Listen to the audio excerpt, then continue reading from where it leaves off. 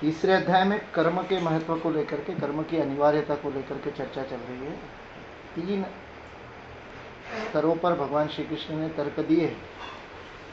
पहला तर्क यह था कि कर्म के बिना रह नहीं सकते, यदि तुम कर्म नहीं करोगे तो प्रकृति तुमसे कर्म करवाएगी, गुणों के अनुसार कर्म होगा, इसलिए अच्छा है कि तुम कर्म करो। क्योंकि शरीर यात्रा भी कर्म के बिना नहीं चल सकती, शरीर को धारण करे रखने के लिए भी कर्म तो करना ही पड़ता है। इसलिए नियत कर्म करो, जो तय कर्म है वह नियत कर्म करो, और उस नियत कर्म के अनुसार अपने जीवन के कर्तव्य का पालन करो। और हमने कल उसके लिए वर्ण धर्म के बारे में और वर्ण के स्वभाव के बारे में कुछ बात भी उसको लेकर के की थी। फिर तीसरी बात कही, पहली बात तो शरीर यात्रा के लिए भी करना पड़ेगा, यदि खुद नहीं करोगे तो प्रकृति करवाएगी। दूसरी बात नियतम कर्म करो, और तीसरी बात कही यज्ञ कर्म करो। और यज्ञ कर्म के लिए हमने देखा था कि जो सृष्टि का चक्र है, जीवन का जो चक्र है, वह चक्र जिस बात से जीवित रहता है, बना रहता है, उसे यज्ञ कहते हैं। वास्तविकता में यह देने में ही यज्ञ है। यज्ञ का बहुत सरल सा यदि कोई अर्थ लिया जाए तो यज्ञ का बहुत सरल सा अर्थ है देना, देना, देना, देते रहना। सारी सृष्टि देने से ही टिकी हुई है। सृष्टि में आप कुछ भी देख लीजिए, चाहे पेड़ पौधे कुछ भी देख लीजिए, एक पेड़ उगता है तो कैसे उगता है? वह बीज अपना अस्तित्व मिटा देता है। यदि बीज अपने अस्तित्व को पकड़े रखे, पूरी तरह से मिट्टी में ना मिल जाए, पहले उस बीज की खाल जो इतनी मोटी होती है, आम का यदि बीज आपने देखा तो इतनी मोटी खाल होती है उसकी, लेकिन आप उसको जब जमीन में बोते हैं तो पहले उसकी मोटी खाल वो पूरी तरह से अपने आप को विसर्जित कर देती है, अपने आप को स्वाहा कर देती है, अपने आप को समर्पित कर देती है, पूरी तरह से मिट्टी में मिल जाती है। अंकुर निकलता है, उसके बचे हुए दल जो होते हैं, द्विदल, उसके अंदर कभी एक दल होता है, कभी 2 दल होते हैं, वो अपने आप को समर्पित कर देते हैं, समाप्त कर देते हैं। उस बीज का अंश मात्र भी नहीं बचता, तब उसका पेड़ बनता। और वह पेड़ भी सतत देने की प्रक्रिया करता है। सृजन देने से ही चलता है, देने से ही सृजन की गति बनी रहती है। इसलिए ये सृष्टि का जीवन चक्र है, नानु प्रवर्तितम चक्रम, सतत प्रवर्तित यह जो चक्र है, यह सतत चलने वाला जो चक्र है, कभी ना रुकने वाला चक्र है, उसको बने रहने के दृष्टि से मैं जो कर्म करता हूँ, देने के लिए कर्म करता हूँ, त्याग का कर्म करता हूँ, संकल्प के साथ देने का कर्म करता हूँ। संकल्प के साथ नहीं, संकल्प नहीं करोगे तो भी देना तो पड़ेगा ही, जबरदस्ती देना पड़ेगा, अपने अपने पूर्व कर्म के अनुसार देना पड़ेगा। संकल्प के साथ करोगे तो पूर्व कर्म तो छटी जाएंगे, नए कर्म भी नहीं लगेंगे, इसलिए कर्म बंधम प्रहास्यसि, कर्म बंध से परे हो जाएंगे। इसलिए यज्ञ कर्म करना। यज्ञ कर्म को हमने 2-3 तरह से देखा था। आज हमने ये बात देखी कि त्याग ही यज्ञ है। रामकृष्ण परमहंस गीता को कहते थे कि गीता का क्या संदेश है, तो कहते थे मैं तो बहुत ज़्यादा संस्कृत जानता नहीं और ना ही बहुत ज़्यादा पढ़ा हूँ। बहुत सारे विद्वान उनके पास आते थे, केशव चंद्र सेन आते थे, विजय कृष्ण गोस्वामी आते थे, ईश्वरचंद्र विद्यासागर आते थे, उस समय के बड़े बड़े मूर्धन्य नेता आते थे। तो वो विजय कृष्ण गोस्वामी को कहते थे, वचनामृत में प्रसंग आता है, वो कहते थे ये विजय बहुत लेक्चर देता है। लेक्चर को लेक्चर कहते, लेक्चर देता है, बहुत लेक्चर देता है। बता भाई गीता में क्या लिखा है? किसी भक्त ने पूछा तो उसको कहा बता भाई गीता में क्या लिखा है? तब वो ठाकुर के सामने कुछ बोले नहीं, विनम्रता से उन्होंने हाथ जोड़ दिए, मैं क्या बताऊं, आप बताओ। अरे मैंने तो पढ़ी नहीं ना, मेरे को तो संस्कृत आती नहीं। तो आपको पढ़ने की क्या आवश्यकता है, आप तो काली को जानते हैं, आपका तो साक्षात्कार है, तो आप तो बता सकते हैं। तो उन्होंने कहा गीता में क्या है, बहुत सरल बात है, 4 बार बोलो तो गीता गीता गीता गीता। सबको कहा उन्होंने, बोलो एक बार जोर से, गीता गीता गीता गीता। क्या सुनाई दे रहा है? किसी को समझ में नहीं आया, सबके गीता गीता। अरे फिर बोलो गीता गीता गीता। तो आ रहा है ना तागी तागी त्यागी, तो त्याग ही गीता है। फिर लोगों ने पूछा त्याग क्या है, त्याग क्या है, त्याग कैसे करते? अरे त्याग कैसे करते, त्याग तो बड़ा सहज है, त्याग के बिना तो जी नहीं सकते। रामकृष्ण परमहंस की सारी समझाने की विधाएं इतनी सरल, इतनी व्यावहारिक थी। उनके पास में पानी के लिए लोटा रखा होता, लोटे के ऊपर ढक्कन रखा हुआ। उन्होंने कहा अब लोटे में से मुझे यदि पानी चाहिए, जल चाहिए, पीना है, तो मुझे उस ढक्कन को उठा करके रखना पड़ेगा। ढक्कन के त्याग के बिना मैं जल नहीं ले सकता, ढक्कन का त्याग किए बिना मैं जल नहीं प्राशन कर सकता। इतना सहज है त्याग। कुछ पाना है तो त्याग तो करना पड़ेगा, और जितना बड़ा पाना है उतना बड़ा त्याग करना पड़ेगा। यह त्याग यज्ञ का। इसलिए जब हम अग्नि के द्वारा भी यज्ञ करते कर हमने देखा था, अग्नि और जल दो माध्यम है जिससे हम सृष्टि को उसकी ऊर्जा वापस दे सकते हैं, जिस ऊर्जा का हम अपने जीवन यापन के लिए प्रयोग कर रहे हैं और उसके कारण उस ऊर्जा में कहीं ना कहीं खलल डाल रहे हैं, उसको वापस देना। उसको वापस देने की दृष्टि से हम जल या अग्नि के द्वारा दे सकते हैं। इसलिए वो अग्नि में हम, तो वो मंत्र भी क्या कहते हैं, वो मंत्र भी ये कहते हैं जिस देवता के नाम से देना हो उस देवता के नाम से हम कहते हैं स्वाहा अग्नये स्वाहा इदम अग्नये इदम न मम। ये अग्नि का हुआ, मेरा नहीं। बस ये यज्ञ है। यदि हम अपने कर्म को इस प्रकार से तदेव मस्तु गोविंदम तुभ्यमेव समर्पये, तेरा ही है, तुझको अर्पण कर दिया, इस भाव से यदि हम अपने कर्म कर सके तो हमारा कर्म ही यज्ञ कर्म हो जाएगा। और ऐसे यज्ञ कर्म से ही जो जीवन जीता है वही जीवन जीता है जो इस यज्ञ कर्म को बनाए रखने के लिए। नैनीताल में हमारा योग शिविर था, तो यज्ञ के ऊपर बातचीत हुई। विषय था, चर्चा का विषय था पर्यावरण, और पर्यावरण में जो प्रदूषण हो रहा है उस सब के ऊपर चर्चा थी। और वो चर्चा सारे लगभग 80 प्रतिभागी थे, और चर्चा में मेरे पास संचालन का दायित्व था, 17 का सूत्र संचालन था। तो एक साथ बैठा करके गणों में 8 गणों में बैठे थे वो लोग, और एक ही कक्ष में बैठा करके और एक एक प्रश्न देते हुए और ऐसे सूत्र चल रहे थे। और वो करते करते हम इस बात पर आए कि यज्ञ के द्वारा ही पर्यावरण की रक्षा हो सकती है। और वो यज्ञ कौन सा? यह यज्ञ कि किस प्रकार से हम जो ले रहे हैं वह प्रकृति को किसी ना किसी रूप में वापस देना। एक पेड़ को काटने में तो ज्यादा से ज्यादा आधा दिन लगता है। आजकल तो वो इतनी बड़ी बड़ी जेसीबी जैसी मशीनें आ गई, वो तो हाथ डाला और उखाड़ देते। किसी चौराहे के लिए, अभी कल परसों अखबार में खबर थी कि किसी एक चौराहे पर रोड बनाने के लिए 150 पेड़ काट दिए जाएंगे। पहले इन्होंने ही लगाए, इंप्रूवमेंट ट्रस्ट ने पेड़ लगाए, और अब वो खुद ही इंप्रूवमेंट के नाम पर, विकास के नाम पर पेड़ लगा रहे, पेड़ काट रहे। लेकिन उस एक पेड़ को उगने के लिए कितना समय लगेगा?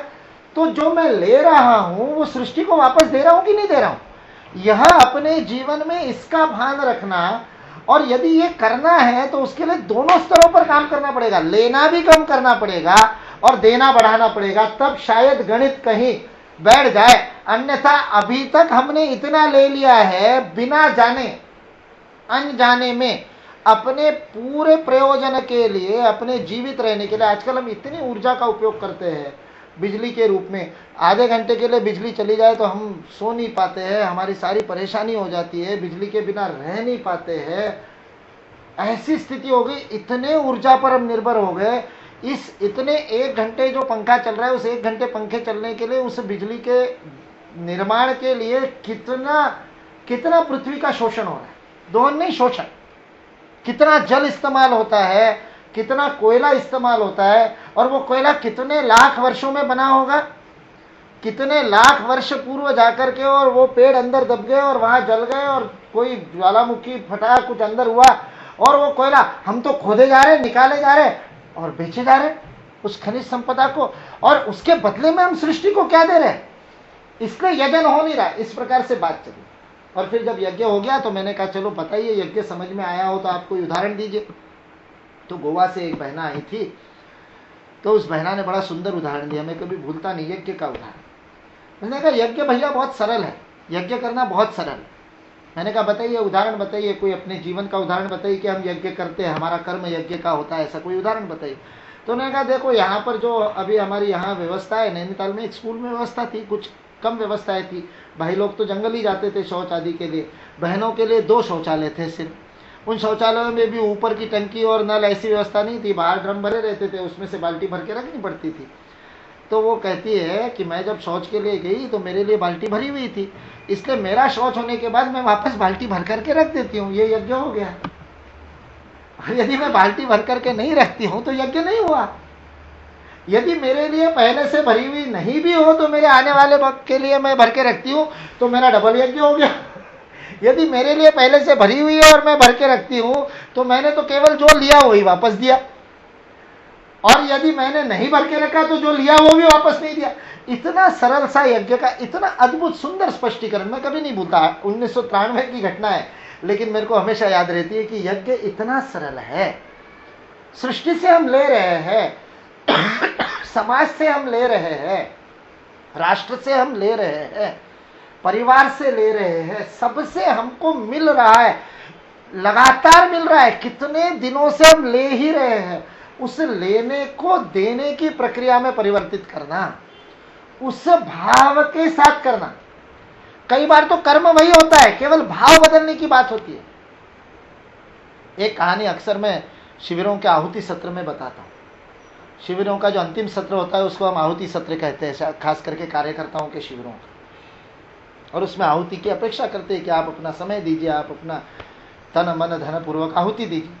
तो उस आहुति सत्र में एक कहानी मैं हमेशा कहता हूँ कि अपन 7 दिन से शिविर करते हैं तो ले ही रहे, अब देने की बारी है, ऐसा करके बात है। तो उसके लिए एक कहानी है, ऐसी प्रचलित लोक कथा है बुंदेलखंड की। तो हम लोग जो व्यापारी वर्ग होता है, कल हमने देखा था वर्ण में जिसका स्वभाव में लाभ का हेतु होता है, लाभ का उद्देश्य होता है, तो उनको लाला कहते हैं अधिकतर। तो लाला क्यों कहते हैं? क्योंकि उनको ला ला ला की आदत होती है, कभी दे नहीं कहते, हमेशा ला ला कहते हैं, ला ला। लेने की आदत है, देने की आदत नहीं है। एक लाला जी एक बार नदी में गिर गए और बचाओ बचाओ बचाओ चिल्ला रहे। कोई युवक बेचारा सद्भावना से गया कि इनको बचाया जाए, और लाला जी को बचाने के लिए वो उनका हाथ पकड़ने की कोशिश कर रहा है। लाला जी बेचारे नाक मुंह में पानी जा रहा है तो हाथ पाँव ऐसे ही मारे जा रहे, चिल्ला रहे बचाओ बचाओ। अब ये उनको कहे लाला जी अपना हाथ तो दो, अपना हाथ तो दो, मैं हाथ खींचूं, आपका हाथ तो दो। लाला जी चिल्लाए बचाओ बचाओ, हाथ नहीं दे। पड़ोस से कोई बुजुर्ग व्यक्ति समझदार जा रहा था, वो कहे लाला जी को देने की आदत नहीं है, वो देंगे नहीं, हाथ भी नहीं देंगे जिंदगी बचाने के लिए। तो बोले फिर मैं क्या करूं, इनको मैं बचाना चाहता हूं। तो बोले तू कहे मेरा हाथ तो लो, लाला जी लपक लेंगे। उस युवा ने कहा मेरा हाथ तो लो, लाला जी ने लपक लिया। प्रक्रिया वही है, प्रक्रिया में परिवर्तन नहीं करने की जरूरत। यज्ञ कर्म के लिए कर्म बदलने की जरूरत नहीं है, कर्म के पीछे का भाव बदलने की जरूरत है। जो ले हाथ ही पकड़ना है, हाथ दो या हाथ लो, पकड़ना तो है। लेकिन यदि देने के भाव से यदि मैं करता हूं तो वह देने का भाव उसको यज्ञ कर्म कर देता है, मेरे प्रत्येक कर्म को यज्ञ कर्म कर देता है। इसलिए यज्ञ के द्वारा जो कर्म करता है, यज्ञ कर्म के द्वारा जो भोग करता है, यज्ञ कर्म के द्वारा जो जीवन यापन करता है, वही वास्तविकता में जीवित है। यह भगवान श्री कृष्ण का बहुत बहुत महत्वपूर्ण और बहुत प्रभावी करने वाला एक विधान है। इतनी जबरदस्त बात कह दी है कि इस बात को यदि हमेशा याद रखा जाए तो हम अपनी उपपत्ति को रोज याद कर सकते हैं। ये मुझे शोभा देता कि नहीं, प्रत्येक कर्म से पहले यदि ये टेस्ट लगा लिया जाए। भगवान श्री कृष्ण ने एक लिटमस टेस्ट दे दिया, एक सिंपल सा टेस्ट दे दिया। यदि तुम ये नहीं करते हो, नानुवर्तयति यह, इस प्रवर्तन चक्र को नियमित बनाए रखने के लिए तुम कर्म नहीं कर रहे हो, तो अघायु इंद्रियारामो, इंद्रियाराम बन गए हो, इंद्रियों में रमने वाले हो गए हो, इंद्रियों में खेलने वाले हो गए हो। इतने कुत्सितता से इससे बड़ी दुनिया की कोई गाली नहीं हो सकती, इंद्रिय रामो। और क्यों? क्योंकि इंद्रिय राम होने से तुम्हारी आयु अघायु, पूरी की पूरी आयु पापमय हो गई। जीवन का प्रत्येक क्षण जो केवल मेरे स्वार्थ के लिए और लेने के लिए मैंने बिताया, वो अघ आयु है। आयु मतलब समय का व्यतीत होना, समय का पाप में व्यतीत होना हो गया, वो पाप में मैंने समय बिताया, इस प्रकार की स्थिति होगी। और ऐसा जीवन पार्थ मोघम सजीवती, वो व्यर्थ ही जीते, उनके जीवन का कोई अर्थ नहीं है। इतना बड़ा स्टेटमेंट किया भगवान श्री कृष्ण। इसके बाद में उन्होंने बताया, और फिर यदि तुम समझते हो कि जो सिद्ध है, जो ज्ञानी है, जो स्थितप्रज्ञ है, उसको तो कर्म की आवश्यकता नहीं होगी ना। ज्ञान और कर्म का भेद करके ही अर्जुन ने प्रश्न शुरू किया है। तो बोले जो ज्ञानी है उनको कर्तव्य नहीं है, उनको करने के लिए, इसलिए नियतम कर्म से उनकी छुट्टी है एक तरह से, क्योंकि उनके लिए कर्तव्य नहीं है। इसलिए भगवान श्री कृष्ण ने अभी वो प्रकरण शुरू किया है इसमें, जिसका एक श्लोक हमने कल देखा था, नहीं 2 श्लोक देखे थे, 17वां और 18वां। जो आत्मरति में है, अपने आप में ही रत है, इंद्रिय राम पहले ऊपर आ गया, अब उसके बिल्कुल विपरीत, जिसको इंद्रियों के विषयों में रमने की आवश्यकता ही नहीं, खिलौनों की आवश्यकता नहीं, जो आत्मरति रेव, अपने आप में ही मस्त रहता है, आत्मरति रेव, आत्मतृप्त, खेलता भी अपने आप के अंदर ही है, उसके लिए रति के लिए, खेलने के लिए उसको बाहर खिलौने भी नहीं चाहिए, और केवल खेलता मतलब उलझा हुआ नहीं रहता। खुद के अंदर खेलने वाले बहुत सारे पागल मिल जाएंगे आपको, जो अपने ही मन कुछ ना कुछ उधेड़ बुन में लगे रहते, शेख चिल्ली जैसा नहीं, आत्मरति तक नहीं, आत्मतृप्त भी है, वो अपने आप में संतुष्ट है। ऐसा जो आत्मन्नेव च संतुष्ट, आत्मनि एव, एव मतलब केवल, उसको और कुछ नहीं चाहिए, आत्मनि एव, अपने आप में ही जो मस्त रहता है, ऐसा जो मदमस्त है, तस्य कार्यम न विद्यते, उसके लिए कोई करणीय कर्म नहीं है। कार्य का अर्थ है करने योग्य, कार्य अकार्य, यह मेरे लिए करने, धर्म अधर्म, कर्तव्य अकर्तव्य, करणीय अकरणीय, कार्य मतलब करणीय, कर्तव्य, यह कार्य है, यह करणीय है। तस्य कार्यम न विद्यते, उसको कोई कार्य नहीं बचता, उसके लिए कोई कर्तव्य नहीं बचते हैं, क्योंकि उसके लिए नैव तस्य कृते नार्थो नाकृते नेह कश्चन, उसको करने का भी कोई प्रयोजन नहीं है और ना करने का भी प्रयोजन नहीं है। कल हमने चिदानंद जी महाराज की कुछ प्रसंग मैंने बताए थे, उनके साथ जो प्रसंग है, उनको कोई फर्क नहीं पड़ता, यहाँ बैठ जाओ, यहाँ बैठ जाओ, यहाँ बैठ जाओ, यहाँ बैठ जाओ, यहाँ बैठने का भी कोई प्रयोजन नहीं है, ना बैठने का भी कोई प्रयोजन नहीं है। उनके मन में करने और नहीं करने को लेकर के कोई गांठें नहीं बनी हुई, कोई दृढ़ता से गांठें नहीं बनी। कई बार हम नियत कर्म में भी इस प्रकार से फंस जाते हैं, कई बार अच्छे के लिए लिए गए संकल्प हमारी गांठ बन जाते हैं, और फिर वो मन को, हमारे कार्यकर्ता थे नियमित रूप से, जैसे मैंने एक दिन बताया था ना, एक दिन भी बिना चूके, अभ्यास की परिभाषा में बताया था, सतु दीर्घ काल नैरंतर्य सत्कार सेवितो दृढ़ भूमि, 12 वर्ष तक एक दिन का भी खंड किए बिना किसी एक काम को कर सकते हैं क्या?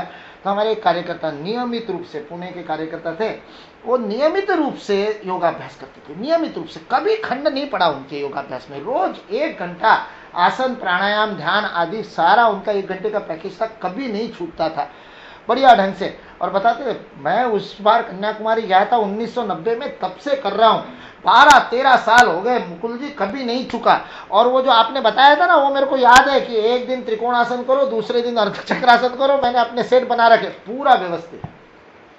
12-13 साल के बाद 2 दिन का खंड पड़ा किसी कारण से, उस व्यक्ति को हार्ट अटैक आ गया,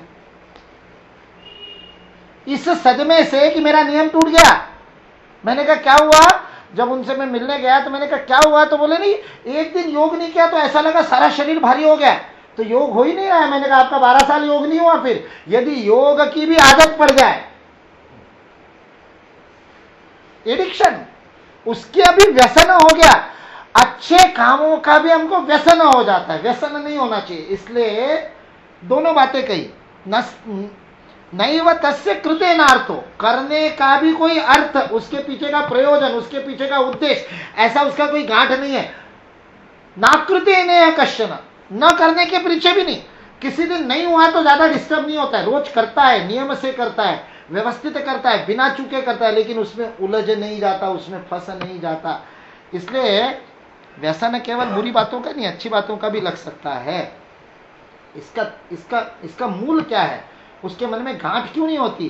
क्योंकि सर्वभूतेषु अस्य, उस व्यक्ति की जो आत्मतृप्त है, आत्माराम है, मस्त है, उसका दुनिया के किसी भी प्राणी से, सर्वभूतेषु किसी भी प्राणी से किसी भी प्रकार का स्वार्थ का संबंध नहीं है, लेन देन नहीं है। कश्चिद अर्थ व्यपाश्रयः, उसको किसी से कोई स्वार्थ नहीं, किसी से कोई स्वार्थ नहीं, किसी से कोई लेना देना। इस प्रकार की उसकी स्थिति होने के कारण उसको कर्तव्य अकर्तव्य नहीं, करने का भी प्रयोजन नहीं, न करने का भी प्रयोजन नहीं, लेकिन फिर भी वो चुप नहीं बैठता, यह सामने बताया। इसलिए भगवान श्री कृष्ण कह रहे तस्माद असक्तः सततम कार्यम कर्म समाचर, असक्तो याचरन् कर्म परमाप्नोति पुरुषः। कार्य कर्म, इसलिए सततम निरंतरता से बिना चूके कर्तव्य कर्म को करो। एडिक्शन के रूप में नहीं, संकल्प के रूप में बिना चूके, संकल्प के रूप में बिना चूके। इसी नियमितता से सततम कार्य कर्म, कार्य कर्म मतलब जो कर्तव्य कर्म है, जो करणीय कर्म है, जिस कर्म का तुम्हारे ऊपर कर्तव्य है उसका सम्यक आचरण करो। असक्तो याचरन् कर्म परमाप्नोति पुरुषः। इस कर्म को नियमित रूप से असक्त भाव से बिना चिपके, बिना उसमें उलझे, बिना गांठों में फंसे करने से भी बहुत ज्यादा उसका उल्लास नहीं, ना करने से भी नहीं, लेकिन कर्तव्य मान करके बिना चूके नियमितता से उस कर्म को वह करता है। ऐसा अनासक्त होकर के यदि नियमित रूप से वो कर्म करेगा, इस कर्म मात्र से ही परमाप्नोति पुरुषः, परमात्मा को प्राप्त किया जा सकता है। अद्वैत वेदांतियों में बहुत बड़ा इस श्लोक को लेकर के विरोध होता है, वो मानते नहीं इस बात को। वो कहते ज्ञान के बिना कोई गति नहीं है, ज्ञान ही अंतिम गति है। और कहते कर्म तो केवल चित्त शुद्धि के काम आएगा, कर्म तो केवल चित्त को शुद्ध करेगा और ज्ञान के लिए तैयार करेगा, और जब ज्ञान के लिए तैयार हो जाओगे तब कर्म मिलेगा। लेकिन भगवान श्री कृष्ण ने यहां स्पष्ट कहा है असक्तो याचरन् कर्म परम आपनोति पुरुषः। उस परमात्मा को तुम कर्म के द्वारा भी प्राप्त कर सकते हो। स्वामी विवेकानंद ने कर्मयोग पर अपने जो प्रवचन है, उसमें पुस्तक जो छपी है, उसमें जो 4वां अध्याय है, उसमें इस विषय को बहुत विस्तार से स्पष्ट किया है। उन्होंने कहा ज्ञानी अपने ज्ञान के द्वारा जिस सीढ़ी पर, जिस अवस्था पर पहुंचता है, उसी अवस्था पर कर्म करने वाला, अनासक्त भाव से कर्म करने वाला अपने कर्म के द्वारा पहुंचता है। दोनों की स्थितियों में कोई फर्क नहीं। वो तो आगे वो तो ये भी कहते हैं कि भक्ति से भी वही पहुंचा जाता है। और आप अपनी कुंडलिनी का जागरण करने के लिए विविध व्यापार करके राजयोग भी करोगे तो भी उसी स्थिति में पहुंच सकोगे। उस स्थिति तक पहुंचने के लिए कोई भी एक मार्ग ठीक है। भगवान श्री कृष्ण ने यहाँ स्पष्ट लिखा है परमाप्नोति, परमात्म तत्व को वह प्राप्त होता है, आपनोति।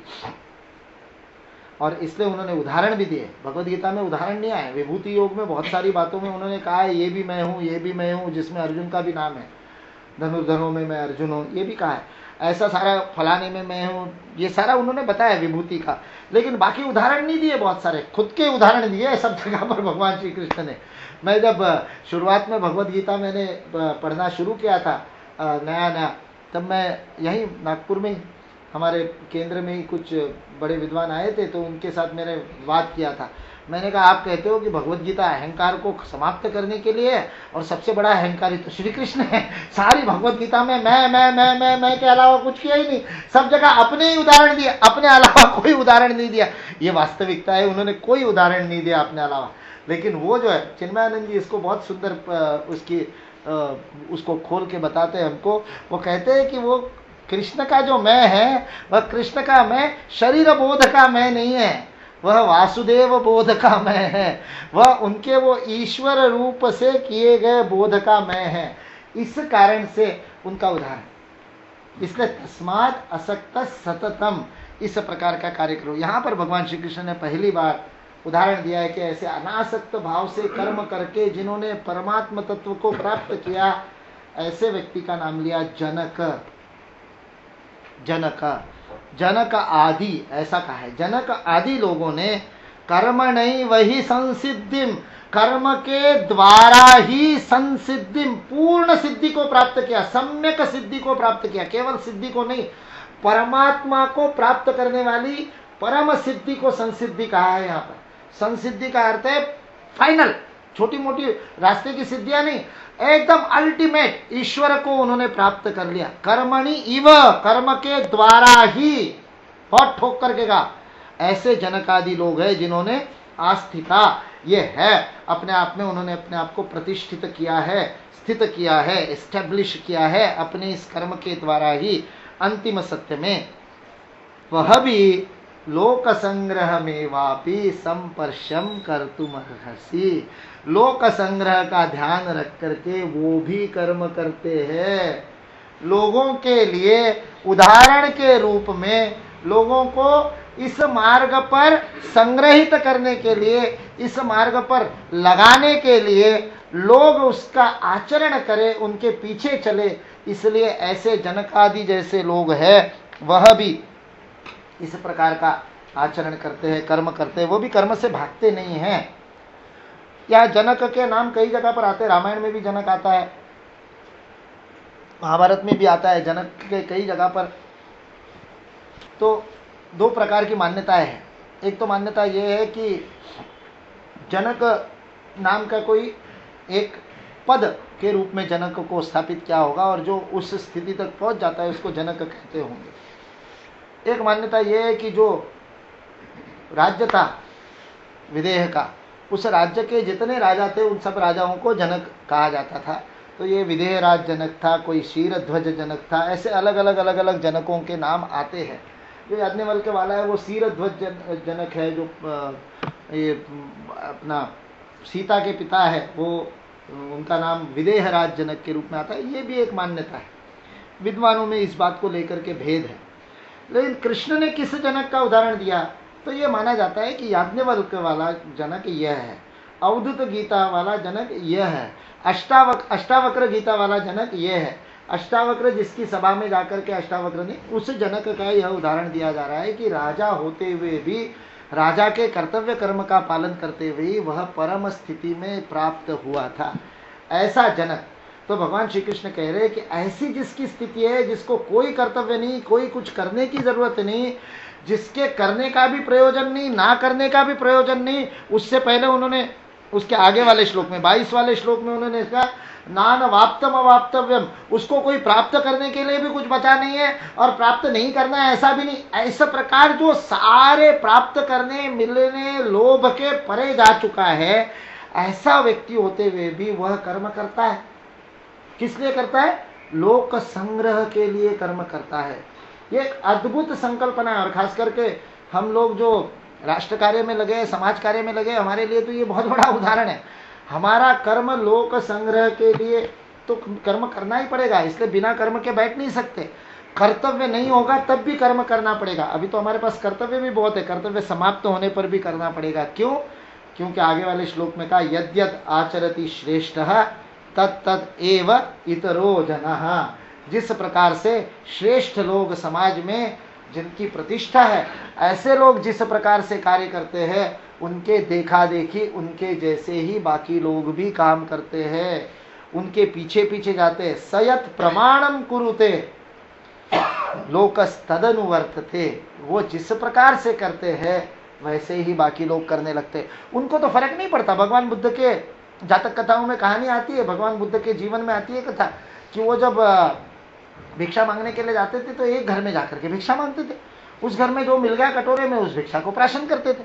अब उनके साथ 4-5 शिष्यों की टोली है और वो शिक्षकों का संग, वो वृंद, और भगवान बुद्ध गए और जाकर के कलारी के सामने उस दिन पहुंच गए और उस कलारी के सामने उन्होंने भिक्षा मांग ली। तो कलार तो क्या देगा, उसने अपने यहाँ की शराब उनके कटोरे में डाल दी। तो भगवान बुद्ध ने शराब को पी लिया। भगवान बुद्ध ने पी लिया तो 4-5 शिष्य थे, उन्होंने भी पी लिया। अब बुद्ध को तो फर्क नहीं पड़ता, ना शराब से पड़ता है ना किसी और बात से पड़ता है, उसके ऊपर तो कोई, वो तो बुद्ध है, वो तो तथागत है, वहां पहुंचा हुआ है, तथा आगत, वहां प्रतिष्ठित हो चुका। अब उसके ऊपर तो कोई इन चीजों का परिणाम होता है, लेकिन शिष्य तो अभी पहुंचे नहीं। यद्यद आचरति श्रेष्ठ तत्तदेवेतरो जना। उन्होंने देखा, उन्होंने भी शराब पी ली, उनको मजा आ गया, बोले आज तो कुछ अलग भिक्षा मिली है, आज ये जो रस मिला इसमें तो बड़ा रस आया। अब वो उनमें से कुछ चतुर शिष्य थे, अगले गांव में जैसे पहुंचे तो वो बुद्ध के साथ नहीं चलते, वो कहते कि कलारी ढूंढो, और भिक्षा कलारी के सामने ही मांगते। तो भगवान शिष्य ने देखा कि ये 2-4 है, झूमते झूमते चलते हैं, कुछ गड़बड़ है मामला। तो बुद्ध ने कहा ठीक है, उन 4-5 को इकट्ठा किया, बोले आज तुम मेरे साथ भिक्षा मांगने चलोगे। और उस गांव में जब भिक्षा मांगने गए तो भगवान बुद्ध ने जाकर के लोहार के सामने भिक्षा मांग ली, लोहार के घर के सामने भिक्षा मांग ली। और वो लोहार धातु को गला रहा था, फाउंड्री थी उसकी गलाने की, और वो गलाने के लिए उसने लोहे का लाल रस बना करके रखा था जिसको अब साँचे में डालना है। बुद्ध ने जाकर के उसको भिक्षा मांगी। बुद्ध जानते थे कि ये शाक्तों का और बड़ा द्वेष्टा है। बुद्ध को लेकर के बहुत बड़ी उस समय उनके जीवन काल में ऐसी बातें हो गई थी कि उनके विरुद्ध लोग हो गए थे, बहुत सारे, बहुत परिवारों में से बच्चे उनके सन्यासी हो गए थे, तो वो परिवार उनके विरुद्ध हो गए थे। फिर उनके पीछे बहुत बड़ा एक समाज का वर्ग लग जाता था, जिस कारण से बड़े श्रेष्ठीजन उनके विरुद्ध हो रहते थे। ये लोहार के बारे में उनको पता था कि ये गड़बड़ है, तो उसने गुस्से से वो तपा हुआ लोहा और इनके वो काष्ठ का जो लकड़ी का बना हुआ इनका जो ये था उसमें डाल दिया। और भगवान बुद्ध ने उतने ही हंसते हंसते, जितने हंसते हंसते कलार की दारू पी थी, उतने ही हंसते हंसते इस तपते हुए लोहे को वो पी गए। उनके ऊपर तो कोई असर हुआ नहीं, इन शिष्यों के भी, और कटोरे में लोहा आ गया। अब ये देखे, भगवान बुद्ध ने कहा यद्यद आचरेति श्रेष्ठ, पियो, शराब तो पी थी ना मेरे पीछे पीछे चल करके। तब उनको समझ में आया। इसलिए बुद्ध के कर्तव्य ना कर्तव्य उनकी अलग बात है, लेकिन बुद्ध को देख करके बाकी लोग चलने वाले, इसलिए बुद्ध को ध्यान रखना है। लोक संग्रह में वापी, लोक संग्रह को ध्यान में रख करके उसको कर्म करना है, उसका कर्म, क्योंकि उसके पीछे पीछे लोग चलेंगे। कई बार ये लोगों को लगता है बर्डन है। शिक्षकों की हम कार्यशालाएं लेते हैं, तो मैं शिक्षकों को कहता हूं, शिक्षक केवल कक्षा में शिक्षक नहीं होता है। शिक्षक केवल अपनी कक्षा जब ले रहा होता है, क्लास ले रहा होता है, उस समय शिक्षक नहीं होता, वो तो 24 घंटे का शिक्षक होता है।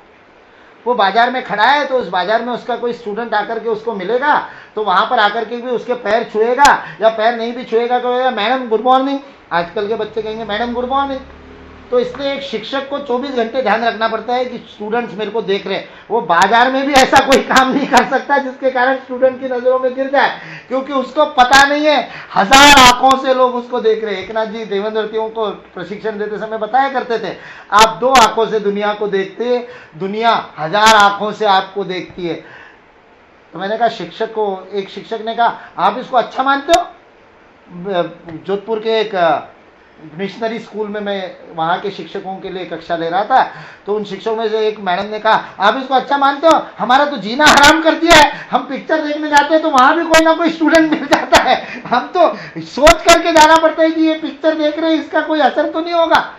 तो बोला आप इसको पूरा अच्छा बोल कह रहे हो, ये तो बहुत बड़ा जीवन का बंधन हो गया। मैंने कहा बंधन नहीं, देखो ये कितनी बड़ी साधना है जो आपकी सहजता से हो रही है। आपको अपने आप को देखने की जरूरत ही नहीं, दुनिया आपको देख रही है, इसका भान केवल रखना है। यद्यद आचरति श्रेष्ठ का यदि भान रखा जाए तो अपने जीवन को अपने आप दिशा मिल जाएगी। अपने हाथों से ऐसा कर्म होगा ही नहीं जो अनुकरणीय नहीं हो, जिसका कोई दूसरा अनुकरण ना करे। फिर ये कहना नहीं पड़ेगा। महात्मा जी ने कहा था ना, उनका वचन है, मैं जो कहता हूं वो करो, मैं जो करता हूं वो मत करो। ये कहना नहीं पड़ेगा। यदि इस बात को याद रखा जाए कि लोक संग्रह मेवापी, लोक संग्रह के लिए भी हमको कार्य करना आवश्यक है। इसलिए ऐसा जो व्यक्ति है जो पहुंचा है, जैसे मैंने कहा कृष्ण का आ ही गया अगले श्लोक में अपना उदाहरण, उसको अपन 19 तारीख को देखेंगे। कल रात को मैं जाऊंगा दिल्ली, 19 की सुबह आऊंगा, और कल दिन में भी लगातार कार्यक्रम होने से कल नहीं हो पाएगा साथ। 19 को गणेश चतुर्थी है। यदि उस दिन अभी मतलब 4 दिन का गैप हो रहा है, 19 को भी गैप हो रहा हो तो अपन 20 से शुरू कर सकते हैं, गैप हो ही रहा है। हाँ, आपको भी विश्रांति की 20 को अपन देखिए। सर्वे भवन्तु सर्वे भवन्तु सुखिनः, सर्वे सन्तु निरामयाः, सर्वे भद्राणि पश्यन्तु, मा कश्चित् दुःखभाग् भवेत्। ओम शांति।